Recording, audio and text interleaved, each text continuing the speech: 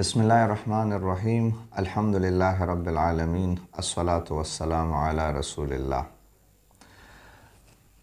ناظرین، آج کا یہ ایپیسوڈ انتہائی اہم اور انٹرسٹنگ ہے۔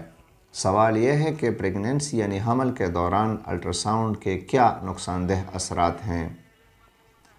ہمیں پریگننسی یعنی حمل میں الٹرا ساؤنڈ کتنی دفعہ کروانا چاہیے، اور تیسرا آخری سوال کہ ہم الٹرا ساؤنڈ کہاں سے کروائیں۔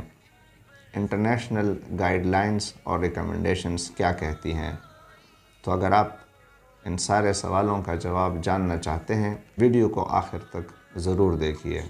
ناظرین، پریگننسی یعنی حمل کے دوران الٹرا ساؤنڈ سب سے زیادہ تجویز کیے جانے والا ٹیسٹ ہے۔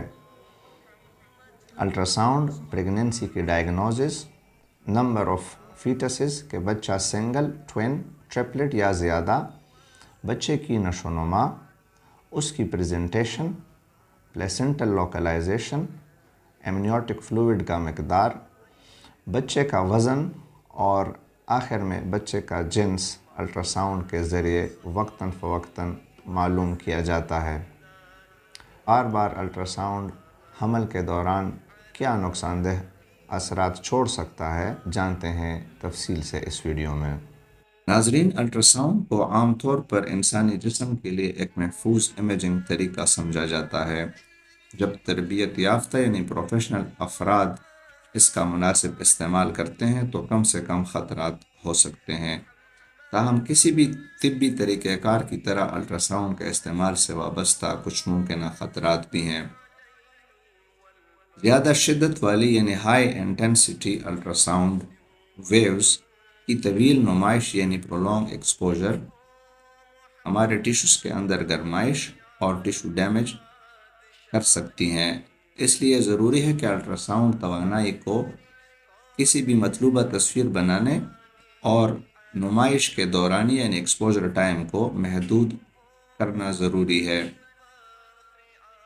مزید برآں کچھ مطالعات نے حمل کے پہلے سہ ماہی یعنی فرسٹ ٹرائیمسٹر کے دوران ڈیولپنگ فیٹس یعنی بچے پر الٹرا ساؤنڈ کے ممکنہ اثرات کے ساتھ ساتھ الٹرا ساؤنڈ کے ڈیولپنگ فیٹس یعنی بچے کے دماغ اور آنکھوں کو نقصان پہنچانے کے امکانات کے بارے میں خدشات کا اظہار کیا ہے، کیونکہ الٹرا ساؤنڈ کی زیادہ شدت والی توانائی ریٹنا کو نقصان پہنچا سکتی ہے۔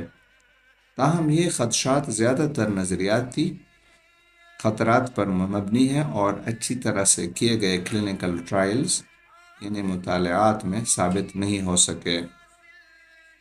American institute of ultra in medicine اور food and drug administration of United States نے حمل کے دوران الٹرا ساؤنڈ کے محفوظ استعمال کے لیے گائیڈ لائنز یعنی رہنما خطوط جاری کیے ہیں، جو بہت اہم ہیں، جن میں تجویز کیا گیا ہے کہ الٹرا ساؤنڈ کا استعمال صرف اس صورت میں کیا جانا چاہیے جب کوئی درست یعنی ویلڈ کلینکل انڈیکیشن موجود ہو اور آبسٹیکل سکینز کی تعداد کو کم سے کم رکھا جائے۔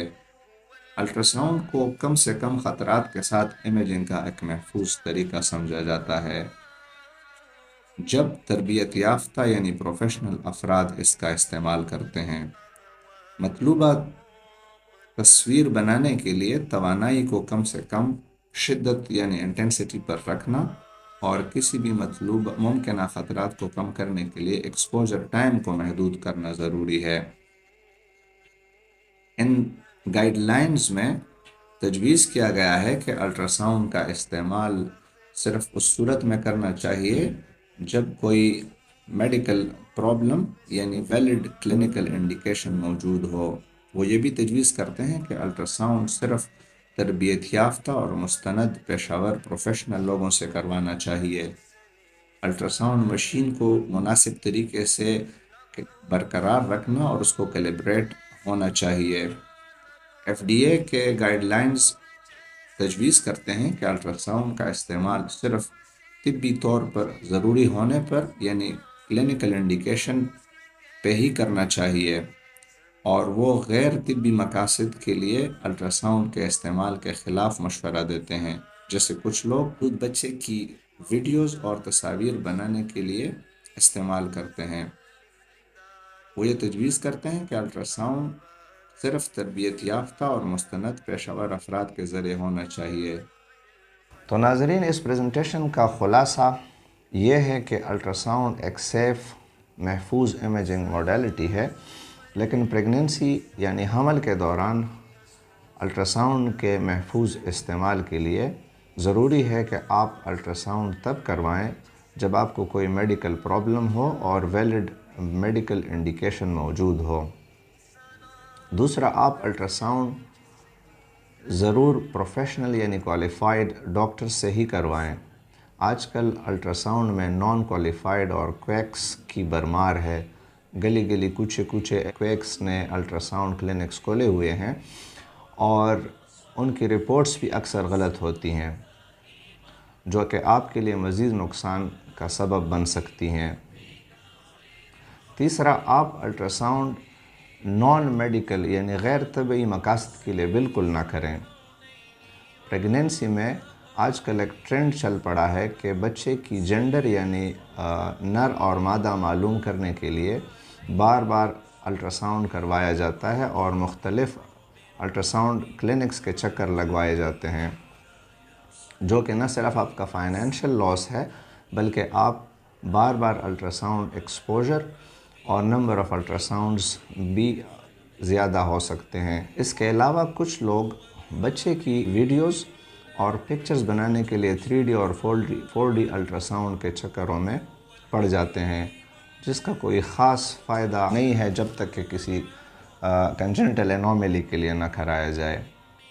تو ناظرین، انٹرنیشنل گائیڈ لائنز ریکمینڈ کرتی ہیں کہ پریگننسی میں پہلا سکین فرسٹ ٹرائیمسٹر میں یعنی پہلی سہ ماہی میں، اور دوسرا سکین حمل کے 18 سے 20 ہفتے کے دورانیے میں یعنی 18 to 20 ویکس آف جسٹیشن پر کسی ایکسپرٹ کوالیفائڈ بندے سے کرایا جائے تو یہ کافی ہیں۔ لیکن بعض اوقات اگر مریض کو کوئی میڈیکل پرابلم ارائز ہوتا ہے یا کوئی obstetrical ایشو ارائز ہوتا ہے، جیسے سپاٹنگ، جیسے بچے کی حرکت میں کمی واقع ہونا یا کوئی ٹراما، مریض کی کوئی بیڈ obstetrical ہسٹری ہے، تو اپنے ڈاکٹر کے مشورے کے مطابق ایڈیشنل سکینز کروائے جا سکتے ہیں۔ ایسی مستند اور مفید معلومات کے لیے آپ میرا چینل ضرور سبسکرائب کیجئے اور دوسروں کے ساتھ بھی شیئر کیجئے۔ سبحان ربک رب العزت عما یصفون وسلام علی المرسلین والحمد للہ رب العالمین۔